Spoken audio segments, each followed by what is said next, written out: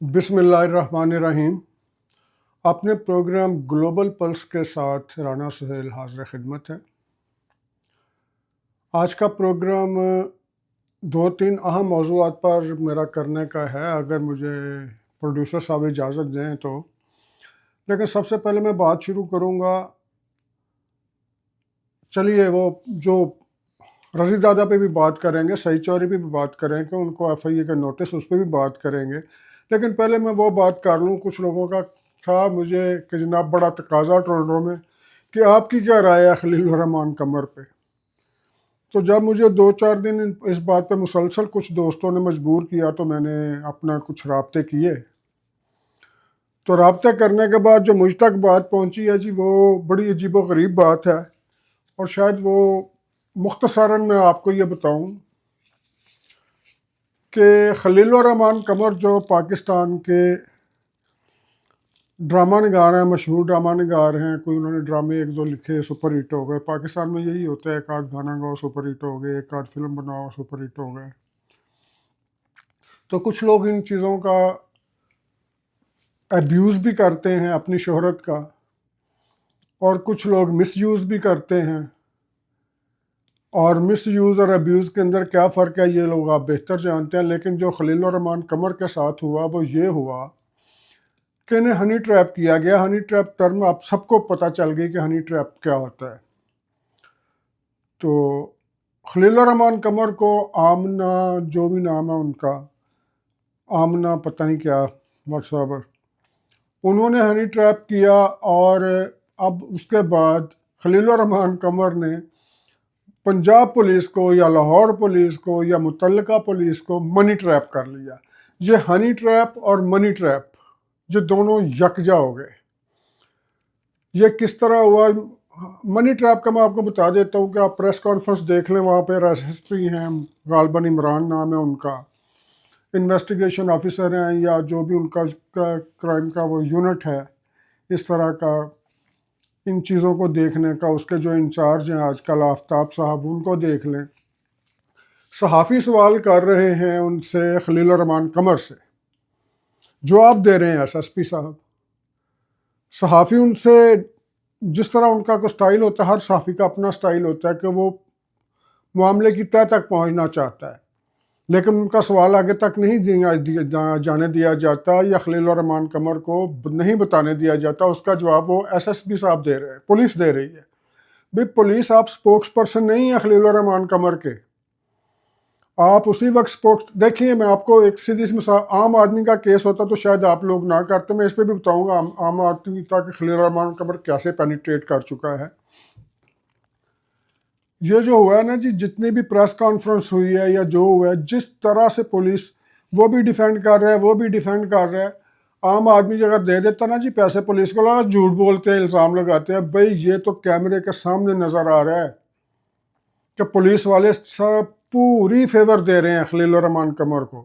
بھی رات 4 بجے کون جاتا ہے، پہلی کال پہ کون جاتا ہے، یہ سب باتیں آپ تک پہنچ چکی ہیں کہ کون کس لیے گیا۔ اب معاملہ مختصر میں آپ کو بتانے لگا ہوں، جسے کہتے ہیں کوزے میں دریا بند کرنا۔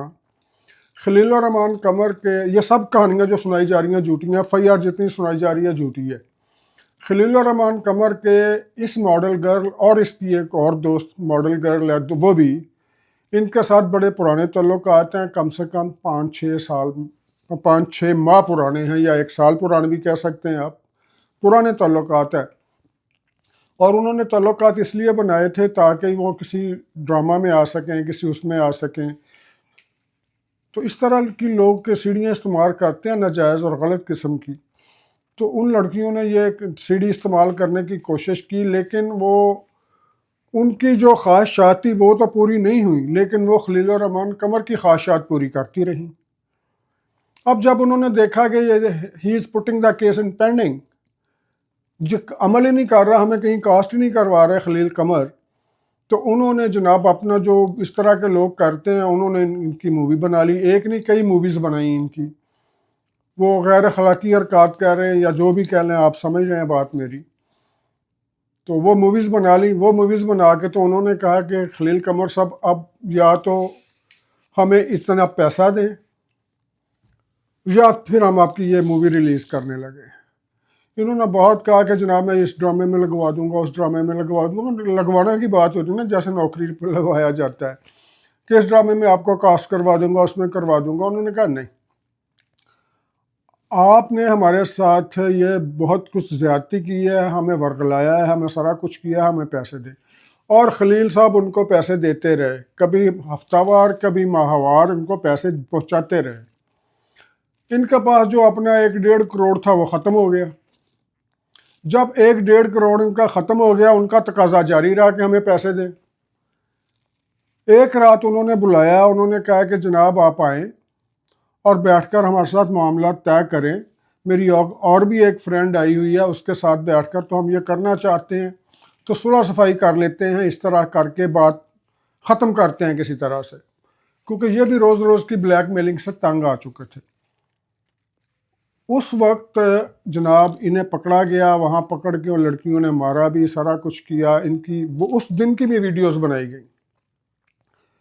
اب ہوا یہ کہ خلیل الرحمن قمر نے وہ سارا کچھ کر لیا. اب اس کو یہ کسی کو بتا نہیں سکتے تھے کہ میں کس کو بتاؤں کہ میرے ساتھ کیا ہوا اور میں نے کیا کیا اور میرے ساتھ کس وجہ سے ہوا. پھر انہوں نے ایک وہ سٹوری بنائی اس طرح کی، وہ وہاں گیا، میں 4 بجے گیا، میں 2 بجے گیا، میں 3 بجے نکلا، میں 2 بجے آیا. یہ ایک ساری سٹوری انہوں نے بنائی. بنا کے انہوں نے پھر یہ سوچا کہ بجائے میں ان کو 1 کروڑ اور دوں یا جتنے بھی پیسے ان کو دوں، میں پولیس کو کیوں نہ دے دوں. انہوں نے بجائے ان لڑکیوں کو، وہ جو بلیک میلر لڑکیاں تھیں، ان کو پیسے دینے کے بجائے، ان کو بھی پہلے دے چکے ہیں، اب انہوں نے پیسے دے دیے پولیس کو. اور پولیس کے عین جناب ڈائریکشنز کے مطابق انہوں نے FIR کٹوائی، سارا کچھ کروایا. کیونکہ پولیس جس طرح سے بتا رہی ہے نا صفائیاں، FIR کے اندر جو لیکونز ہے اس کی بھی صفائیاں خود دے رہی ہے. تو اس سے ظاہر ہوتا ہے کہ یہ سٹوری ساری سکرپٹ جو ہے سارا پولیس نے خود لکھ کے دیا ہے ان کو. تو اس طرح سے جناب خلیل الرحمن قمر کے ساتھ ہوا ہے. خلیل الرحمن قمر صرف ایک ہی شخصیت نہیں ہے. یہ ذہن میں رکھیں کہ پاکستان کے اندر، اور بالخصوص مجھے تو اسی وقت صرف پنجاب کا پتہ ہے کہ کیونکہ یہ جب سٹوری پہ کام کر رہا تو بہت سی چیزیں سامنے آئیں. اس سٹوری کے اندر سب سے جو خوفناک پہلو ہے نا وہ یہ ہے کہ یہ سلسلہ چھوٹے شہروں تک سرایت کر چکا ہے. FIA کی ایک رپورٹ کے مطابق، وہ جو ان کی انویسٹیگیشن ایجنسیاں ہیں ان کی رپورٹ کے مطابق، یہ سلسلہ چھوٹے شہروں سے زیادہ آپریٹ کیا جا رہا ہے. چھوٹے چھوٹے شہر انہوں نے نام بتایا، میں شہروں کا نام نہیں بتاتا آپ کو. انہوں نے کہا جی وہاں سے جو آپریٹ ہوتا ہے پھر یہ بڑے شہروں تک آتا ہے، اور ان کو جو ہینڈلر ہے وہ بڑے شہروں میں بیٹھا ہوتا ہے. لیکن فون کالز، یہ صرف یہ نہیں کہ لڑکی کے ذریعے ٹریپ کرتے، لڑکی کے ذریعے ٹریپ ہیں. یہ نہیں ہے کہ ان کی کوئی نازیبا نہ شائستہ ویڈیوز بنا لی جاتی ہیں، صرف یہی نہیں کرتے. مثلا یہ بھی کرتے ہیں کہ آپ اپنی فیملی کے ساتھ گئے ہوئے ہیں، آپ کسی جگہ جا رہے ہیں یا آپ بائک پہ جا رہے ہیں، تو پیچھے سے جناب آپ کی گاڑی کے نمبر پلیٹ کی پکچر کھینچ لیتے ہیں. پھر کہتے ہیں جی میرے ساتھ انہوں نے یہ زبردستی کرنے کی کوشش کی. وہاں پہ کال چلا دیتے ہیں پولیس کو 15 پہ یا جس پہ بھی کال چلاتے ہیں وہ، کہ جناب اس گاڑی نے، اس نمبر نے مجھے یہ کرنے کی کوشش کی. وہ شریف آدمی کہتا ہے کہ مجھے تو پتہ نہیں، میں تو اس دن یہاں نہیں تھا، وہاں نہیں تھا. پھر اس سے پیسے ڈیمانڈ کیے جاتے ہیں، اور یہ کام پولیس کی ملی بھگت سے ہوتا ہے.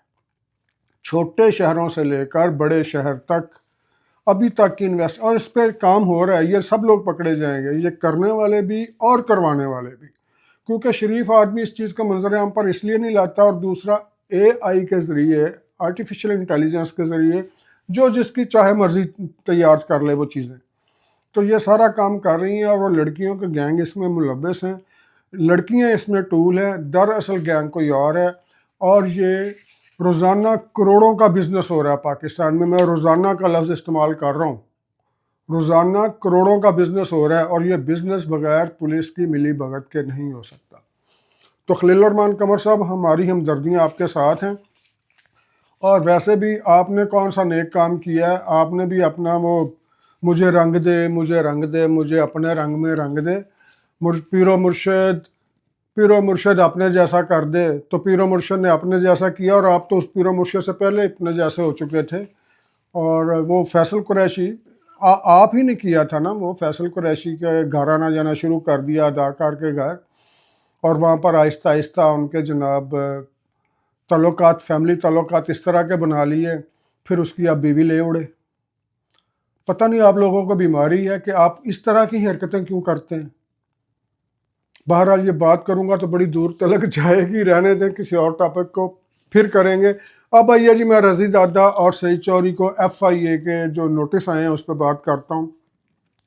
نوٹس کس بات پر ہے؟ ایک لطیفہ ہے، ایک لطیفہ ہی ہے یہ کہ عدلیہ کے وقار کو مجروح کیا گیا ہے.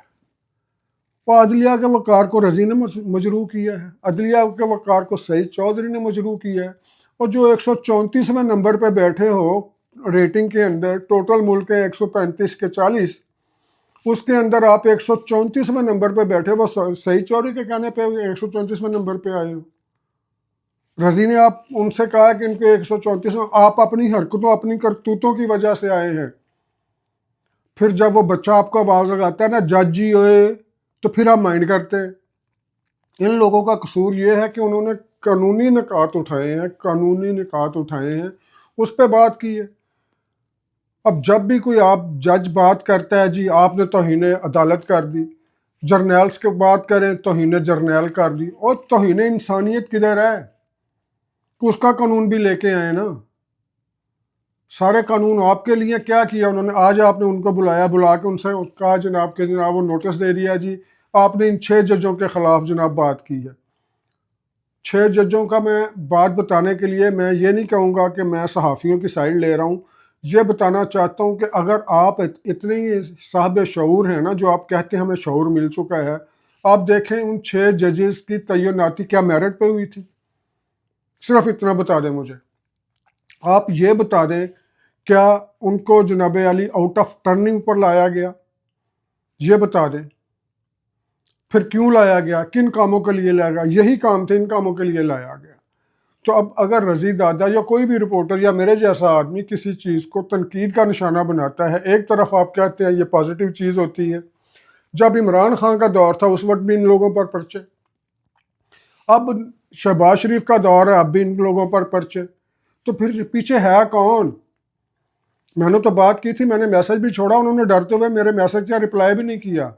میں نے تو اوپنلی لکھا، میں نے کہا جا کے کہنا مائی باپ نیتن یاہو کا واسطہ ہمیں معاف کر دے، اس سے زیادہ اور کچھ نہیں ہو سکتا. وہی معاف کروائے گا تو آپ کی معافی ملے گی، ادروائز نہیں. کیونکہ وہ نیٹ ورک صرف وہیں پر نہیں، وہ نیٹ ورک ہر جگہ ہر شعبے میں سرایت کر چکا ہے. تو یہ رضی دادا اور سعید چوہری کو اب تاریخ دے دی ہے، اگست کا پہلا ہفتہ ہے، غالباً وہ 1 اگست دی ہے انہوں نے FIA نے کہ اب آئیں، کیونکہ آج وہ پیش ہوئے تھے تو رسمی کارروائی کے بعد نام ولدیت پتہ جو کرنا ہوتا وہ کرنے کے بعد ان پہ الزام لگا دیا کہ وہ بتائی، ان کو ڈسکرپشن بتائی کہ اس کی تھوڑی بہت جو ان کے وکلاء کو کہ وہ 6 ججز کا ہے. بہرحال اس کا وہ جواب جمع کروا دیں گے اگلی پیشی پر. لیکن بات یہ ہے کہ یہ وہی FIA ہے جس FIA نے جناب علی، جس کو بڑا لوگ برا بلا کہتے تھے عمران خان کے دور میں، جب انہوں نے رضی دادا کو اور ایک دو اور دوستوں کو بھی اٹھایا تھا. تو یہ سعید چوہری کو اس وقت نہیں تھے، اب سعید چوہری بھی آ گئے ہیں. دیکھیں آئندہ کون کون آتا ہے اس کی، اور یہ آتے رہیں گے اس طرح کے FIA کا، وہ پرانا دور ہو، نیا دور ہو یا آنے والا دور ہو. یہ اس وقت تک یہ سچ بولنے والوں کو پکڑتے رہیں گے جب تک سچ بولنے والے یہاں پر رہیں گے، جب تک حق کی آواز کا ساتھ دینے والے رہیں گے، حق اور سچ کا پرچم بلند کرنے والے رہیں گے. اس وقت تک اس طرح کے پرچے ہوتے رہیں گے اور تاریخیں پڑھتی رہیں گی. اس کے ساتھ ہی اجازت دیجیے. اللہ حافظ.